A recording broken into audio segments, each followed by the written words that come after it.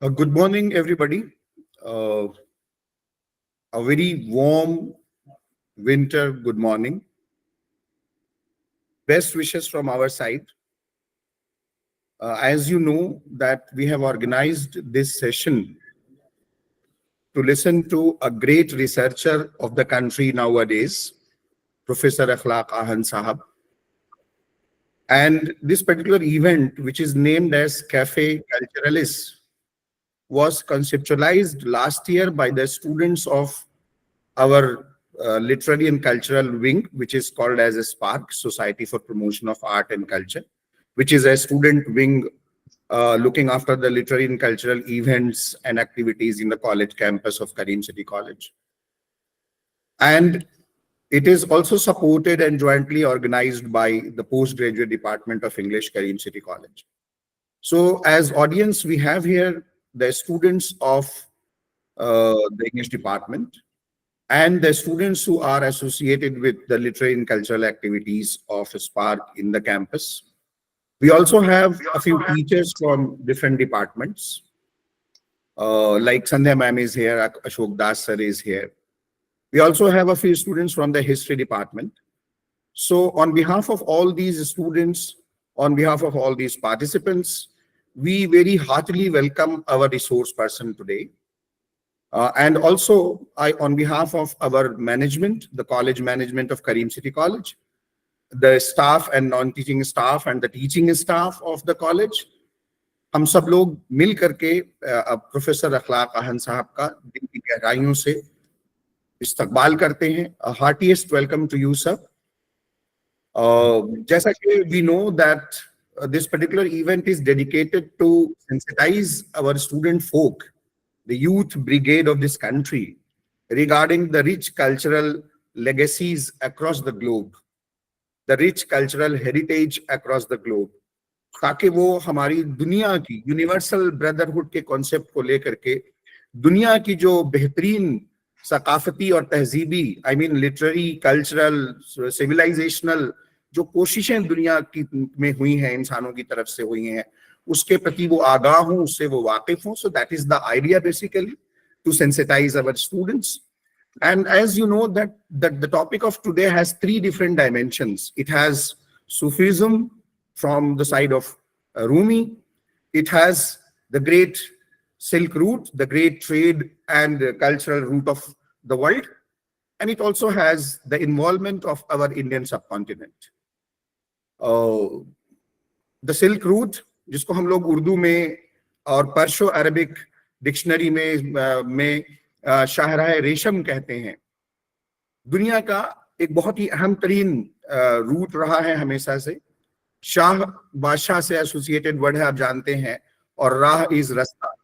तो एक ऐसा रास्ता जो रास्तों का भी रास्ता है, रास्तों का भी बादशाह है. We are going to talk about that king of all routes called as the Silk Route. We are aware that कि ये Silk Route एक ऐसा route है जो which associates and which links Indian subcontinent with China and Mongolia on the one hand, and with the Central Asian countries, the Arab countries, and moving up to taking us to Turkey and Konya and leading us up to Europe. So it has always been a very great route, and a lot of cultural exchanges has taken place because of this route. A lot of economic trade has taken place with the help of this route, sorry. And you know that in the past history, this route has become a kind of a link of the Indian subcontinent with the world. So with this, I would like to invite Professor Akhlaq Ahan Sahab. Sir is the head of Center for Persian Studies as well as Center for Southeast Central Asian Studies in JNU. But more than that, he is a very known figure in the academic, intellectual world of India. He is continuously writing, he is continuously publishing his books and research papers on different subjects, multiple subjects of interest. I mean, Persian literature, which is his forte, of course, but he is a poet also, and he is a researcher also, and he's continuously writing about cultural aspects of our life and the life outside India also. So, with all humility, with all uh, uh, sense of pride and sense of belongingness to Professor Akhlaq Ahan sir, I now request on behalf of all the participants, on behalf of the organizing team, मैं sir से ये आग्रह करता हूँ, requesting sir कि sir अब ये platform आपका हुआ और आप ये आपके बच्चे हैं सर, अब आप इन बच्चों से बजाते खुद बात करें. Thank you so much sir. Thanks, Adab, uh, and good morning to everyone. It is a great pleasure to be here on this forum and to share one of my most favorite topic on Rumi. And I have been working and fascinated by his poetry, his writing, his personality, and the whole world.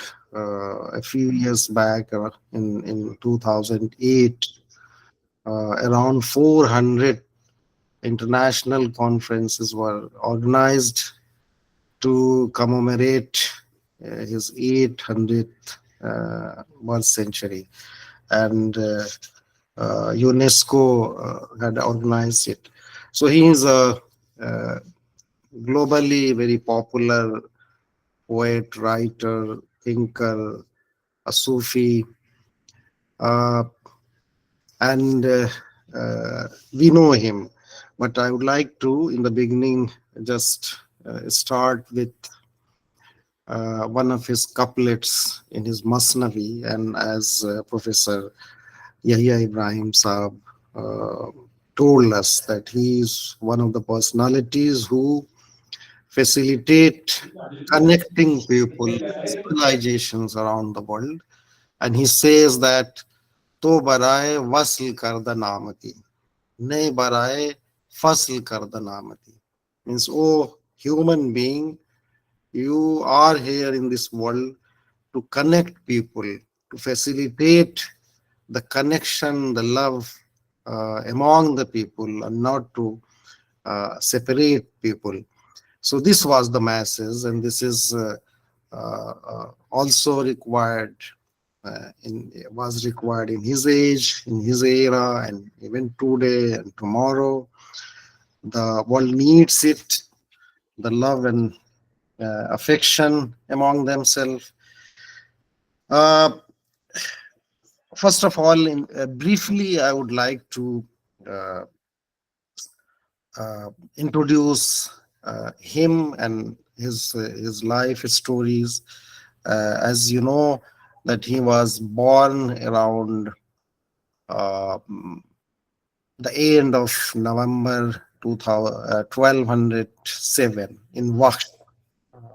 It is a hamlet near Balkh. Uh, uh, Currently, it is in northern Afghanistan. And then there were some issues. Uh, then his father migrated to Samarkand, uh, Kharazm, that is currently in Uzbekistan. And when he was around 8 years of then his family migrated to Iran, Nishapur, that is in the northwestern part of Iran, and was a great city of Sufis and academic institutions.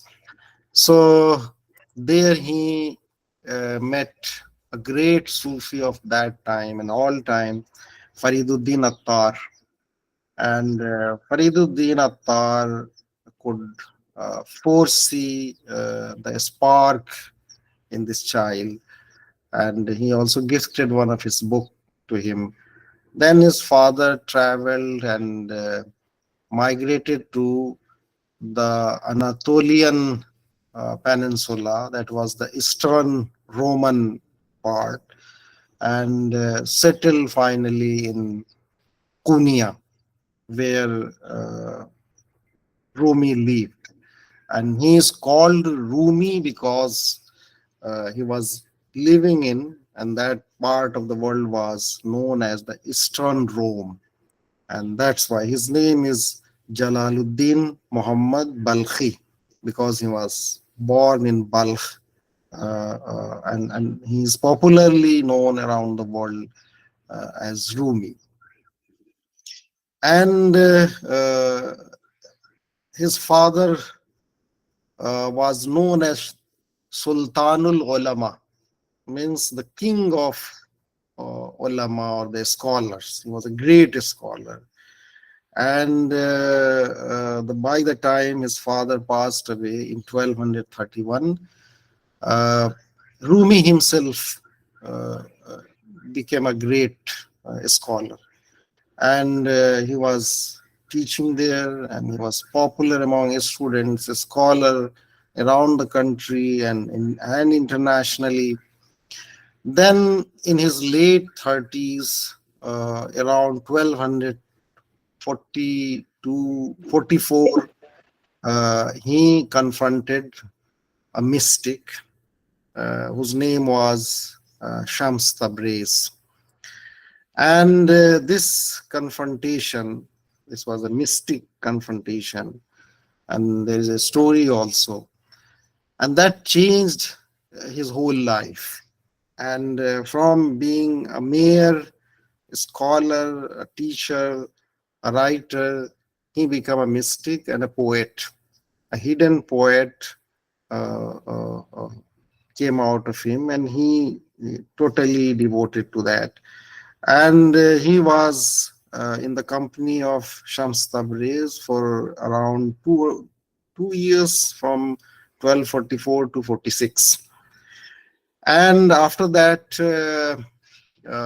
incidentally, his master, his spiritual master, Shams Tabriz, and I will be talking about the mystery about this personality also, disappeared in 1246.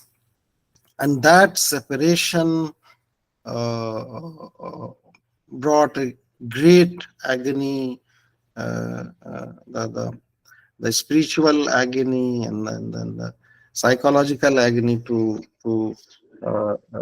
Maulana Rumi. And then he started writing and composing poetry, poems. Uh, and that's why we see his Ghazaliyat, his magnum opus Masnavi in 6 volumes, that is considered one of the greatest literary books or the poetry around the world.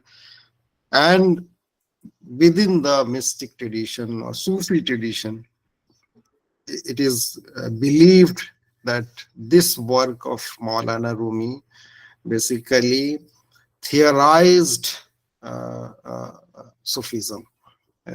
Sufism existed before him many centuries, and there were great poets like Attar, I just mentioned, Sanai, and others. And even Maulana says that Attar ruh budo Sanai do chashmeu maaz pae Sanai Attar amadin. Means Sanai was like the ruh or the soul of mysticism, mystic tradition or Sufi tradition, and Attar was like the two eyes of this tradition, and I follow them. But as a matter of fact, it was Maulana Rumi, by composing the 6 volume of his magnum opus Masnavi, he basically theorized this whole tradition, and hundreds, thousands of people later followed him. Let us now, with this introduction, come to uh, the term Silk Route, and how culturally, historically, this is important, and how uh, Rumi's tradition is connected to this whole uh, region connected by the Silk Route.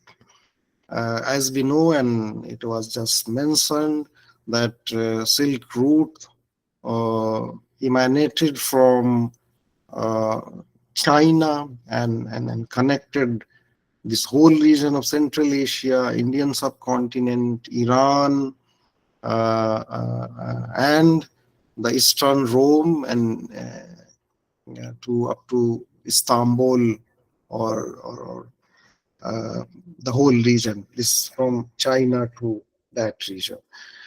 And the region of origin, interestingly, an emergence of Maulana Rumi was traditionally, to a certain extent, similar to uh, also the Buddhist uh, expansion, because Buddhism, as we know, uh,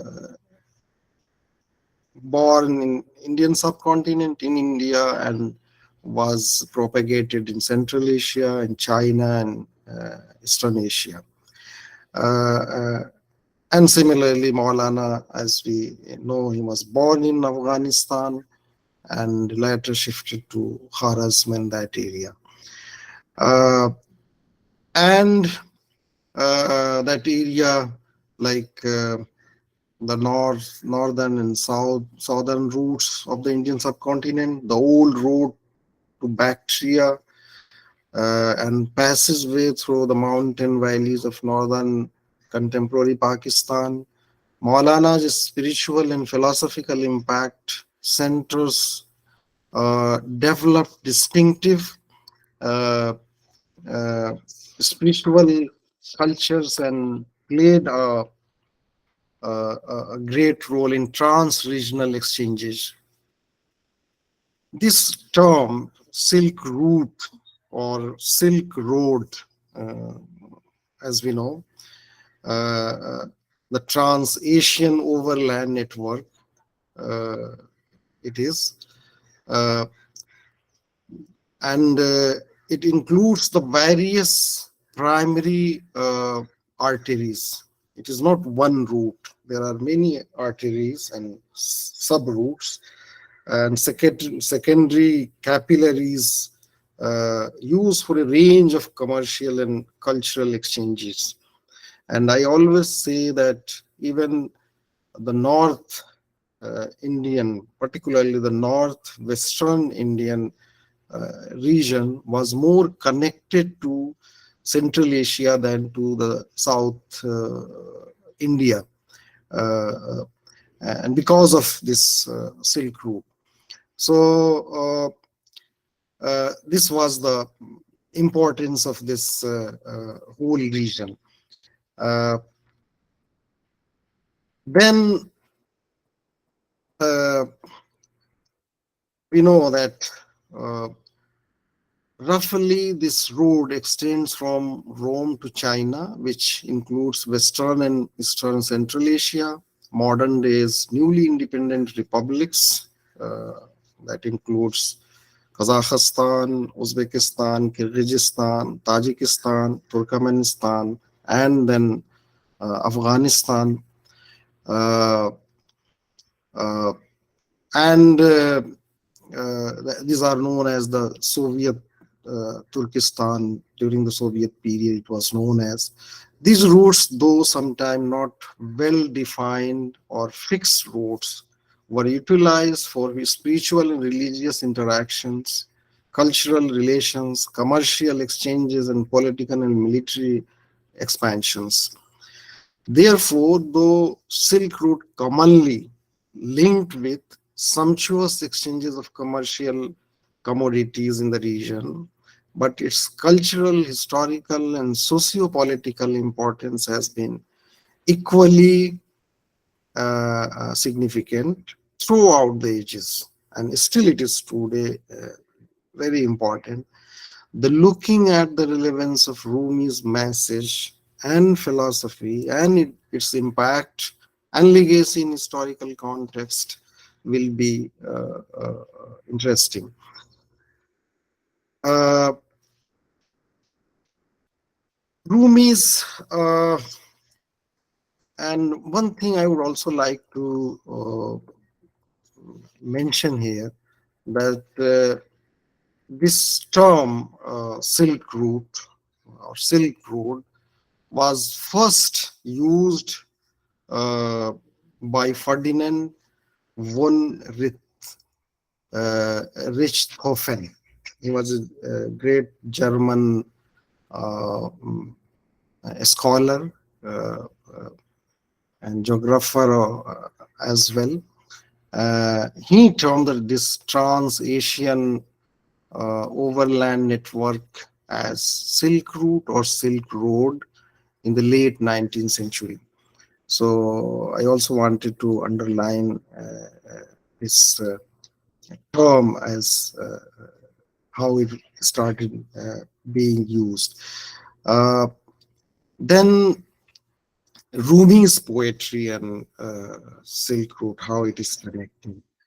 Uh, though we know that, and as I mentioned, Rumi has now a global appeal, but traditionally he lived, studied, traveled, interacted, worked, and lived his legacy within and around the Silk Route region.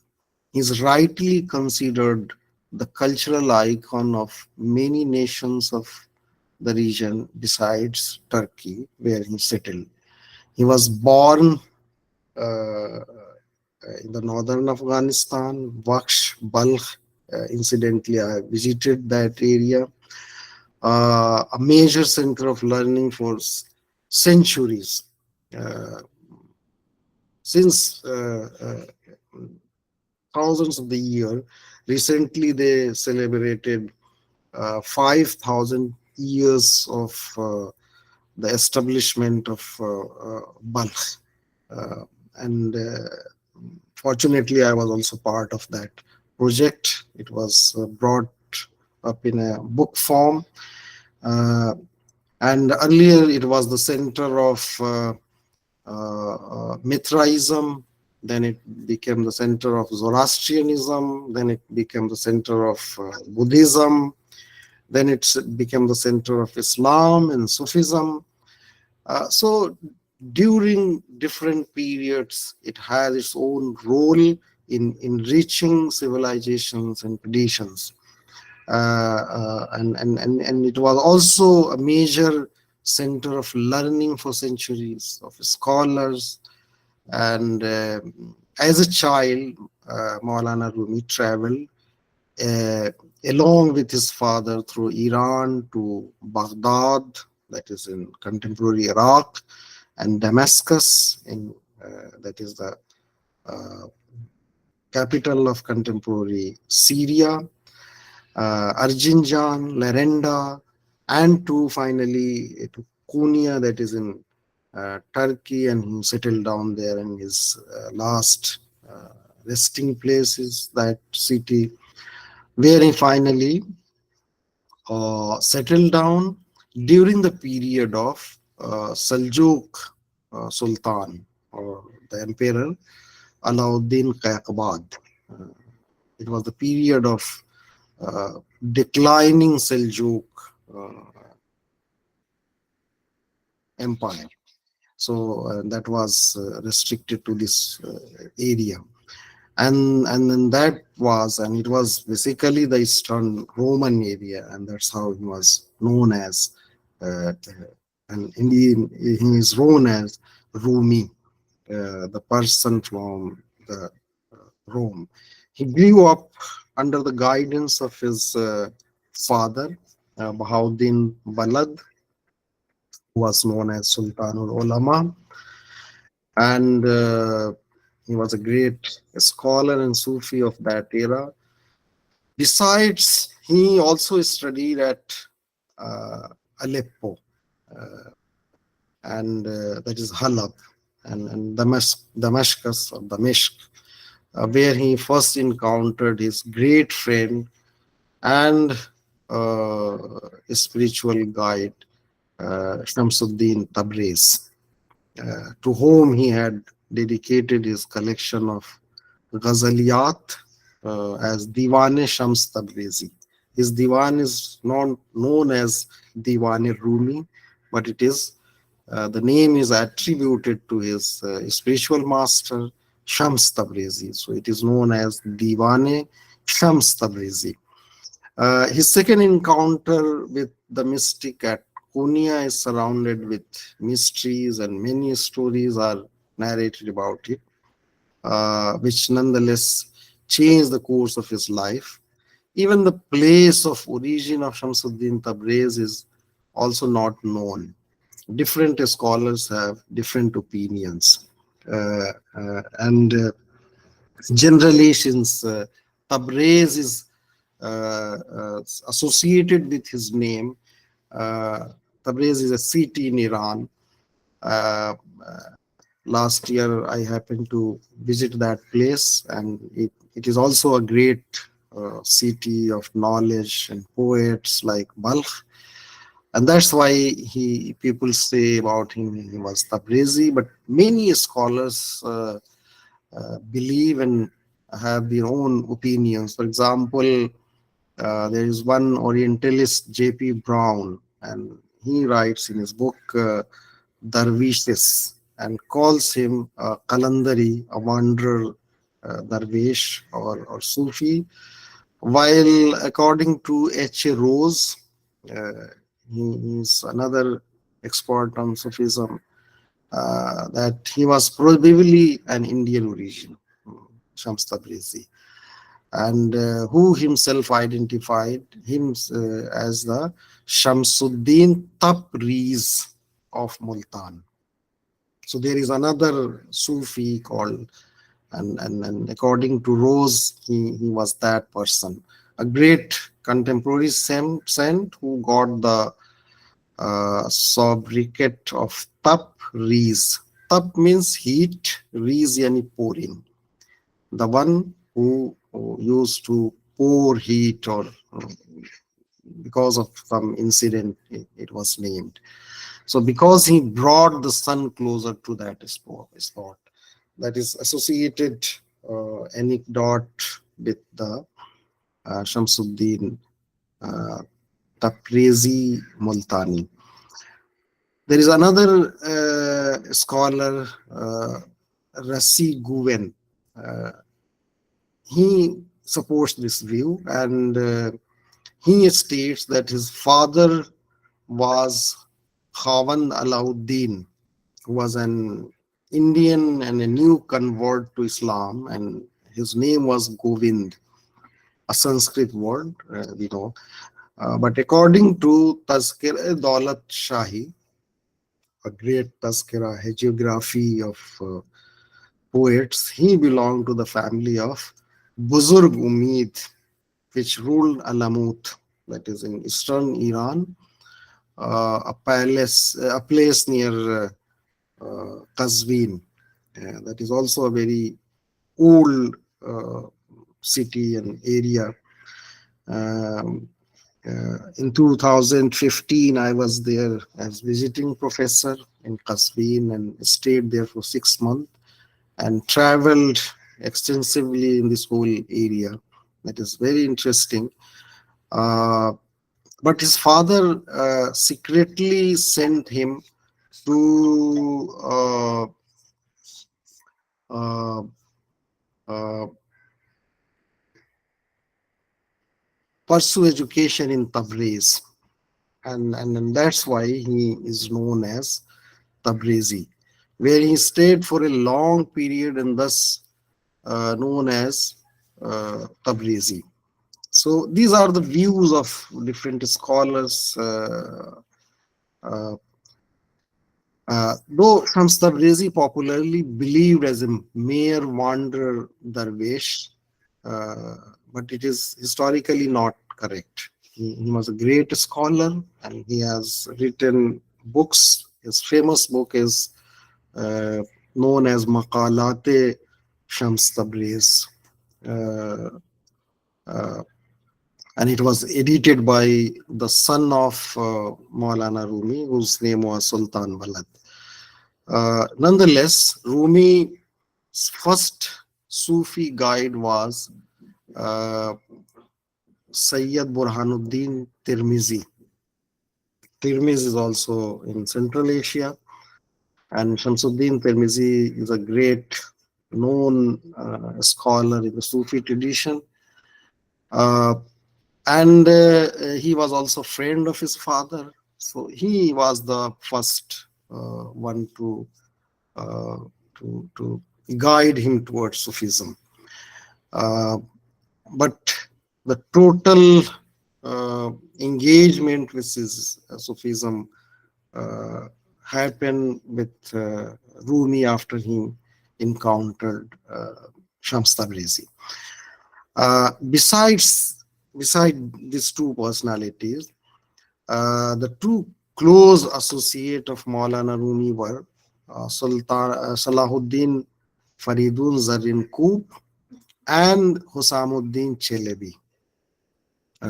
As I mentioned that after 2 years of Shamsuddin Tabrizi with Maulana Rumi, he disappeared and he never again appeared. Many says that he was killed, many says he died, many says he disappeared. Nonetheless, this had a great impact on Rumi. Then these two personalities were basically his students and close friends also.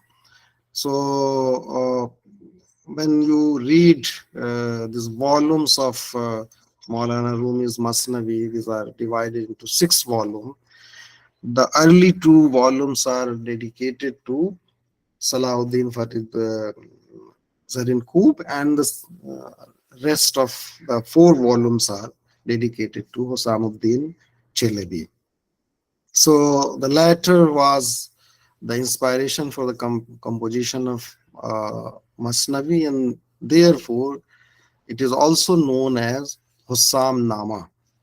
So this book of 6 volumes, which comprises more than 26,000 couplets, according to some it is 40,000, and these are translated in many Indian languages, and including Urdu, Hindi, Bangla, uh, South Indian languages, English. Yes, there are many translations of this, and around the world in different uh, languages.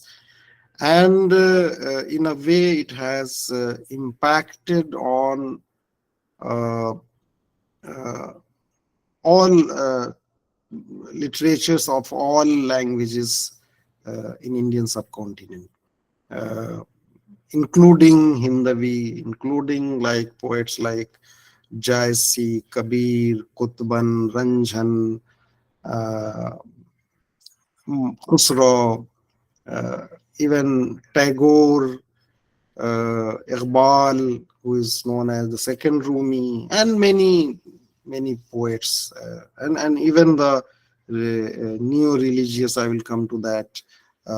So, a historian and disciple of Maulana Rumi, who provides the most authentic informations about Maulana. He was Shamsuddin Aflaki, and he wrote a book, Manaqibul Arifin, in the year 1246, when Rumi initiated Maulvi order or dervishes. He rather people started calling it, and it was devised in a manner to attract people to spirituality and its exercises through art and music, which would finally develop a strive among them for the knowledge of divine mysteries. Though Maulana lived for more than a half century among the Turkey-speaking masses, but he wrote only in Persian. Nonetheless, his personality and poetry influenced Turkish poetry. And rather, the Turkish literature starts with the writings of his son, Sultan Balad, who becomes the first Sahabe Divan poet of Turkish literature. And set a new trend of spiritual poetry among the contemporary poets and poetry of Turkey language. This trend survived for a long period among the Turkish people, and though such poetry was not new in Persian language, and there were Sufi poets, as I mentioned, for example, in 10th and 11th century, Abu Sa'id Abul Khair, Khaja Abdullah Ansari, Fariduddin Attar, Sanai Ghaznavi, who had enriched Persian poetry with the spiritual discourses, as Maulana Rumi himself says, and I just mentioned, Attar Rubudu Sanai Chashmiu, Maas Pae Sanayu Attar Amatim. Or he at another place says, Haft Shahre Ishq Ra Attar Gasht, Ma Hanuz Andar Pae Yakkuchaim. या अंदर खमे यक कुचैन means a thought traveled the 8 kingdoms of love or suluk or the spiritual stages, but we are stranded only on the turn of a lane. And that is his tribute to his masters. But as a matter of fact, Maulana took the Sufi Persian poetry to a new height and a greater stage, though, is Masnavi, as Professor Gibb, who has translated it, and he has worked a lot on Sufi tradition. This great poem, and I quote the writing of Professor Gibb, this great poem is one of the greatest and most noble in all Persian literature, which is in clear, simple language, but without apparent order or method. Discourses on the doctrine and aspects of the mystic philosophy, and has for ages formed the textbook of the Sufi thinkers from the shores of Mediterranean to the wall of China.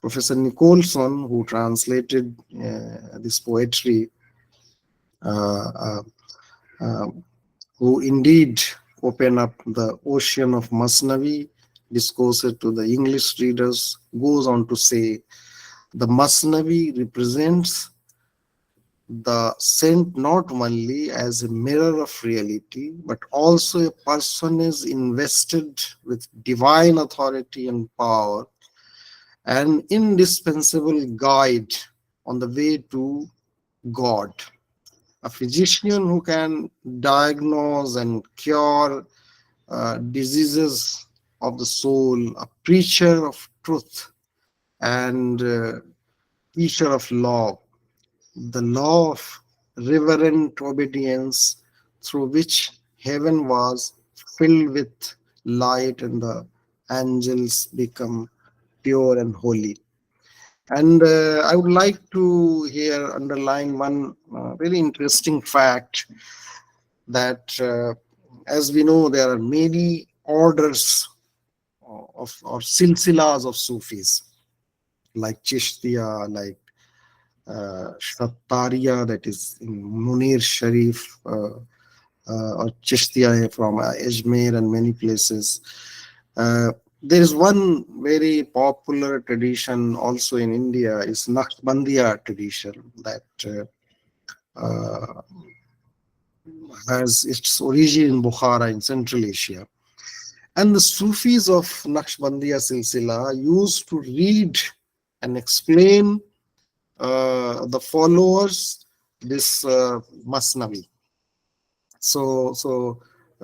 What uh, Professor Nicholson says that this has enlightened people is very right. And when we talk of Maulana Rumi's legacy in Silk Route, we find many regions. And now countries are equally upholding the great tradition of understanding, emulating and following his spiritual, literary, and intellectual legacy. This shared reverence from Maulana was seen in 2007, when Afghanistan, Iran, and Turkey jointly proposed in UNESCO to celebrate 800th year of his birth anniversary. And I wish if we could also have been the part of this, because while working on Rumi, I found out that more than anywhere in the world, most of the commentaries on Maulana during last this 7, 8 centuries were written in India.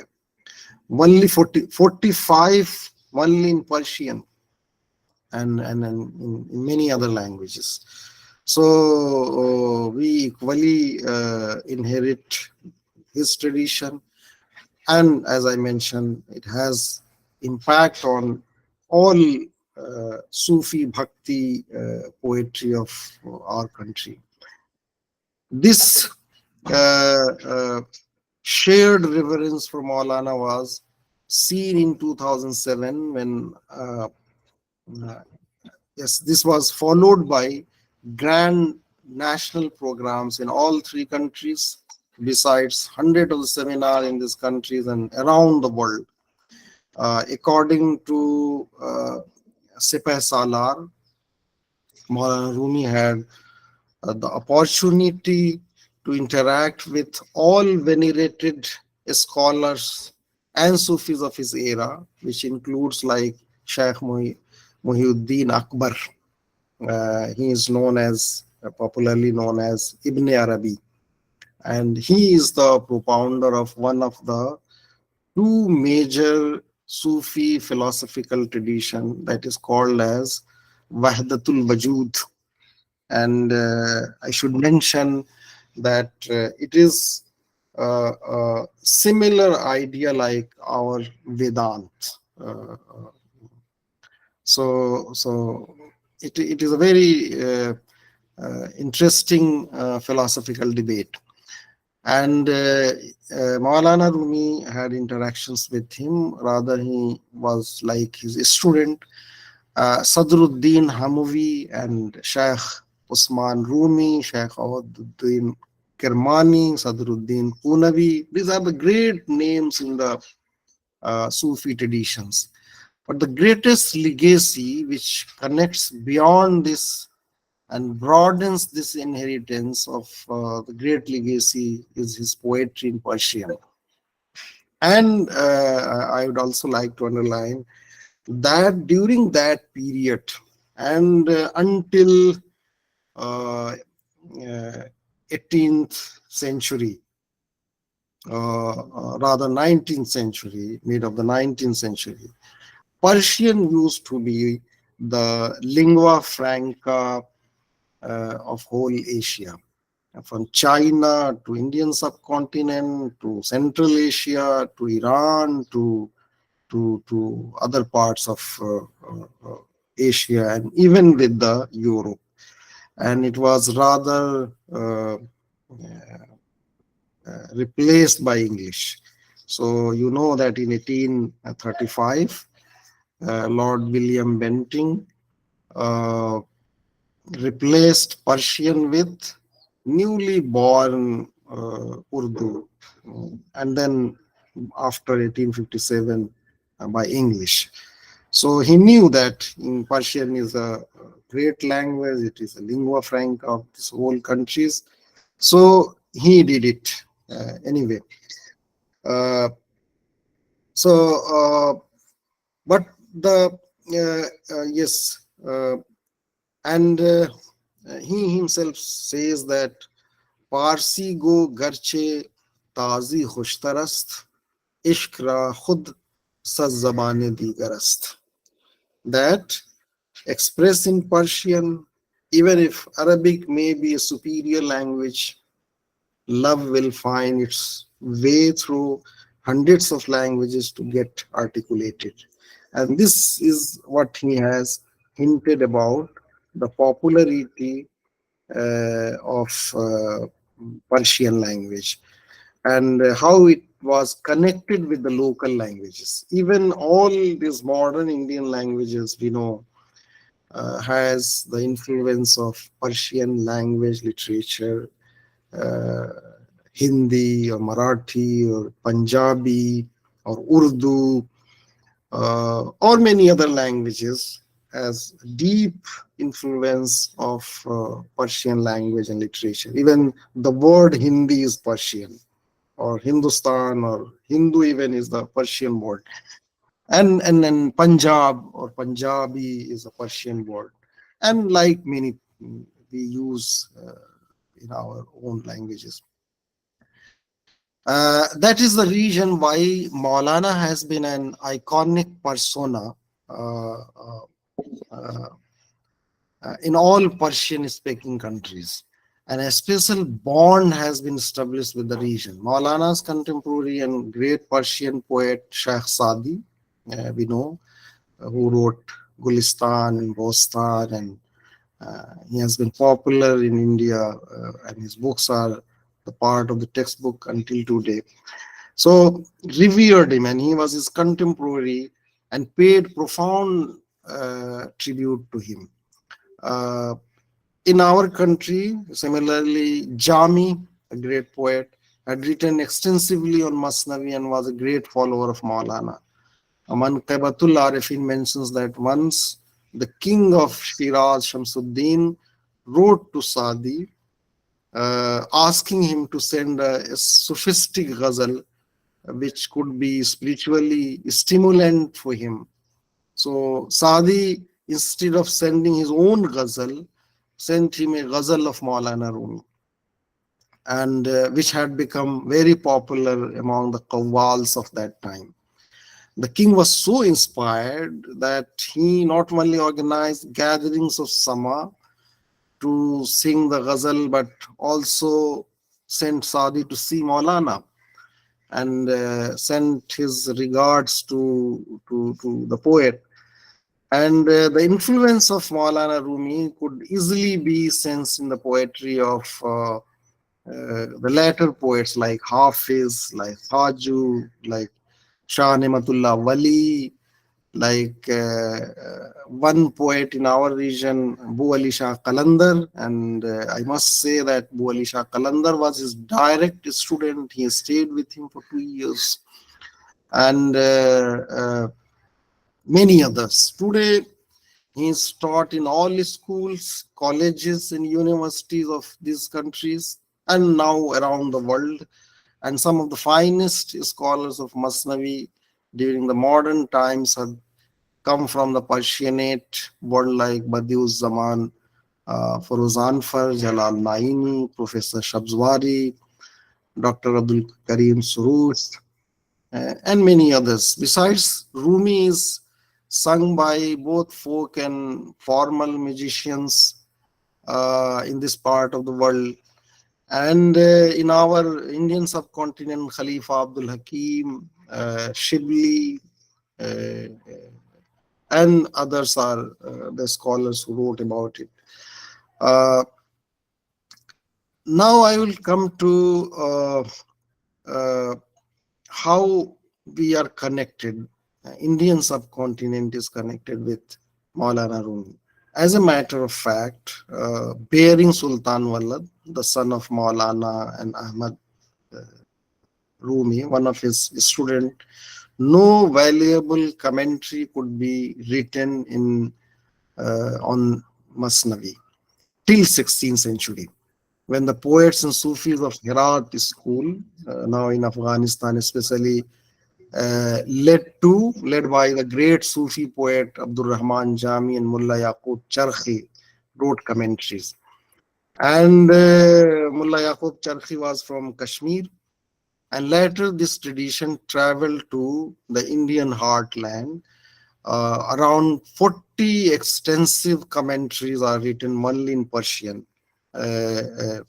language during the medieval India, and most of them are now kept in manuscript form in different libraries of the subcontinent. Among these Persian commentaries, especially three I should mention: Asrarul Ghaib by Khaja Ayub Lahori, Makhzanul Asrar by Wali Muhammad Akbar Abadi, and Sharh Masnavi by Abdul Ali Lakhnavi, who is also popularly known as Bahrul Ulum, are considered as the most valuable of work around the world, and these were written in India.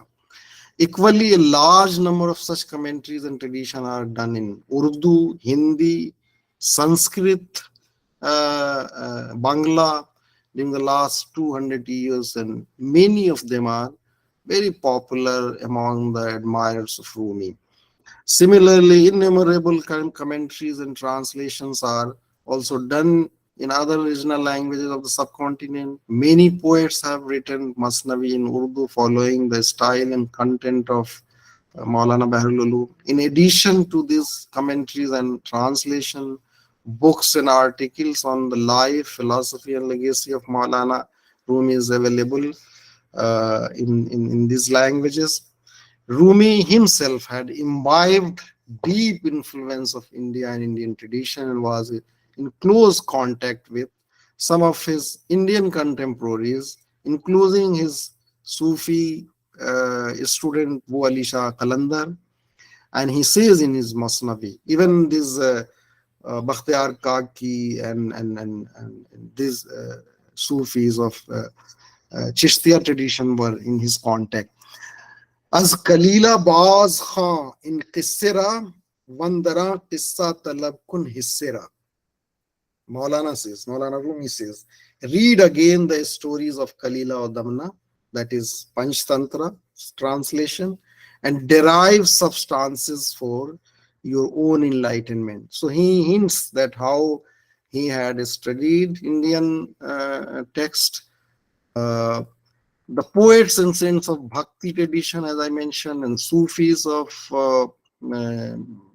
our part of the world have imbibed, expressed in their poetry, and among the new religious traditions like Radha Swami, we know they extensively mention about Rumi and his poetry and like that. Maulana's legacy in the subcontinent would be probably left incomplete if we do not mention Iqbal, the great poet and philosopher of 20th century India. And he philosophically engaged with Maulana. Iqbal is a distinguished poet, philosopher with mystical visions, and he calls Maulana as his peer, his murshid, his spiritual master. And he says that Bekame khud digaran kohne mi riz ke ba jamash nayarzad mulke parvez. Pour that old wine, that is the Rumi's philosophy, in your orifice, as the goblet of him is more precious than the whole empire of King Parvez, that is Iran. Thank you. Thanks a lot. And I would welcome the questions and interactions. Thanks. Thank you. Thank you so much, sir. Thank you so much. Dear participants, the session is open, though we have not much time, but still we will take one or two questions. So feel free to unmute yourself. If you have any kind of query, inquisitiveness, or any question, please.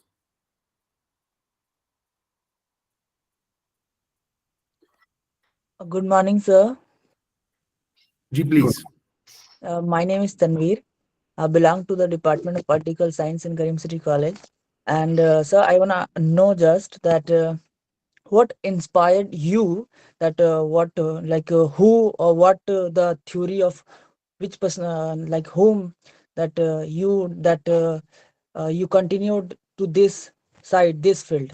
Like you are talking about like Rumi, about scholars, and what inspired you, sir, to study these things?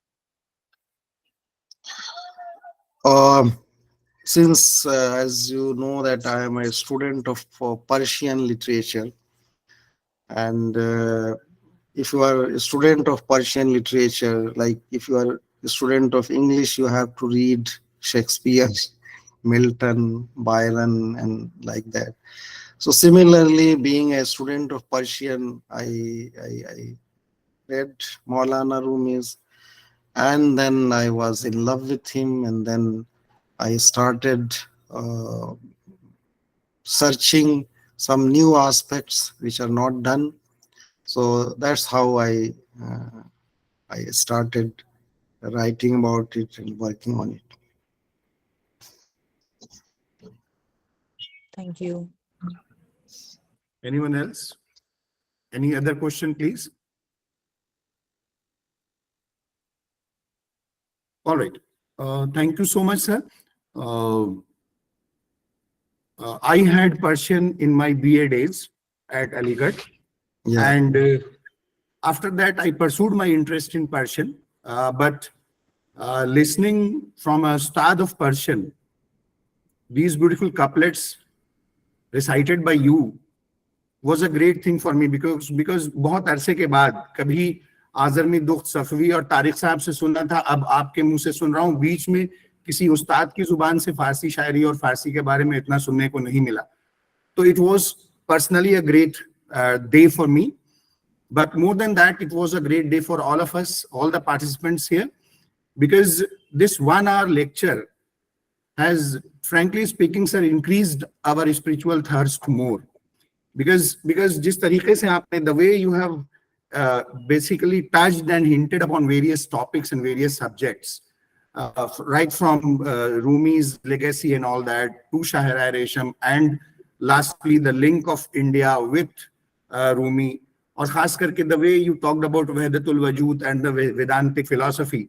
So it was all, it basically is inspiring us to have more debate and more discussion and more talks on these subjects and these topics. We have with us our principal sir, Dr. Mohammad Riaz sir.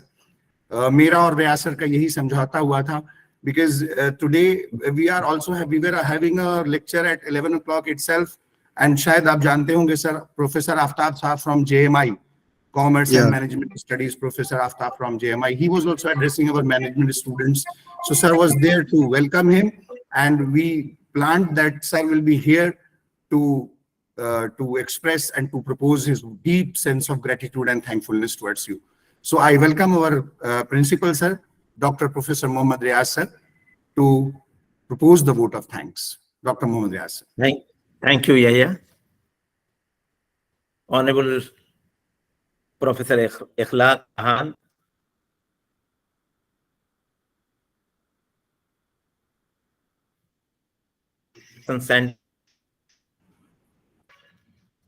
and Central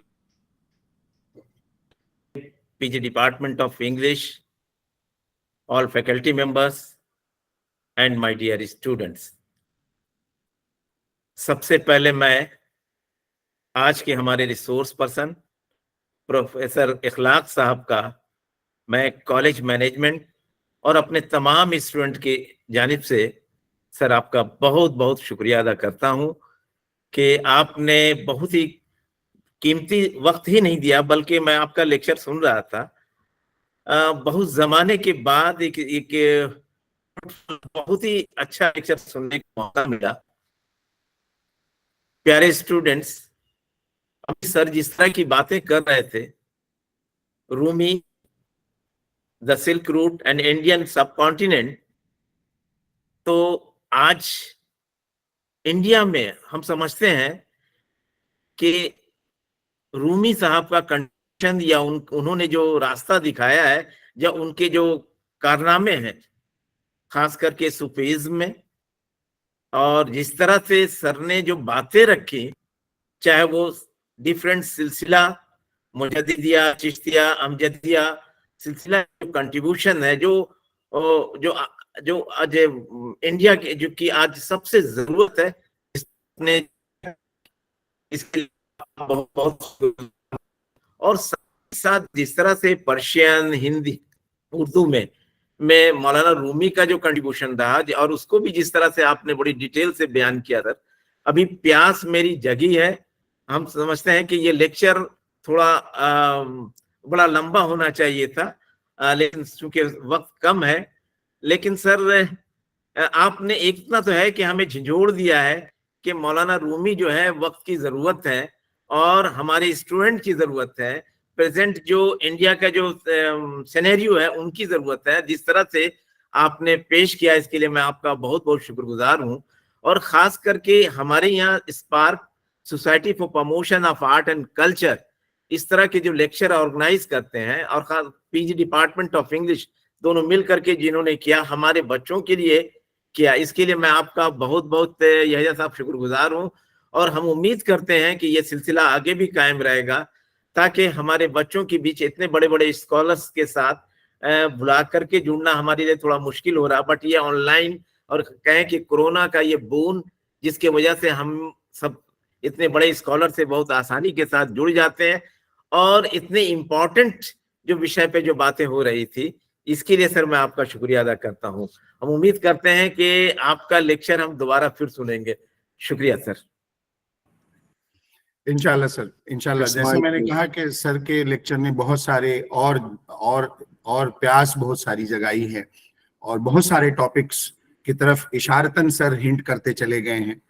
تو وقت رہا، موقع ملا، اور آپ کی سرپرستی ریاض سر اگر ہم لوگوں کو حاصل رہی تو hopefully will be inviting Akhlaq sir once again in our online lecture, as well that sir is coming down to Calcutta time and again. And so اگر ہمیں کبھی خبر ملی کہ اخلاق سر اس طرف آ رہے ہیں، ہندوستان کے اس خطے کی طرف آ رہے ہیں، تو ہم لوگ کوشش کریں گے کہ سر سے بصر و چشم جڑا جائے.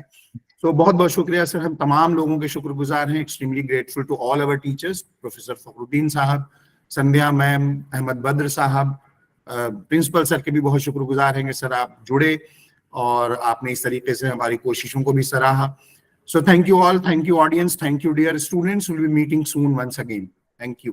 یہی ہے بھائی، ایک شکریہ آپ کا مجھ کو جڑنے کا. ایک اتفاق یہ بھی ہے کہ پرشین سے میرا سبجیکٹ رہا ہے، اور اخلاق بھائی سے ہماری ملاقات جو ہے شملہ میں ہوئی تھی 2005 میں. ایسوسیٹشپ یاد ہوگا سر، رضوان بھائی کے ساتھ تھے ہم لوگ 1 مہینہ کے لیے. اگر یاد پرانی یادیں تو تازہ ہو گئیں.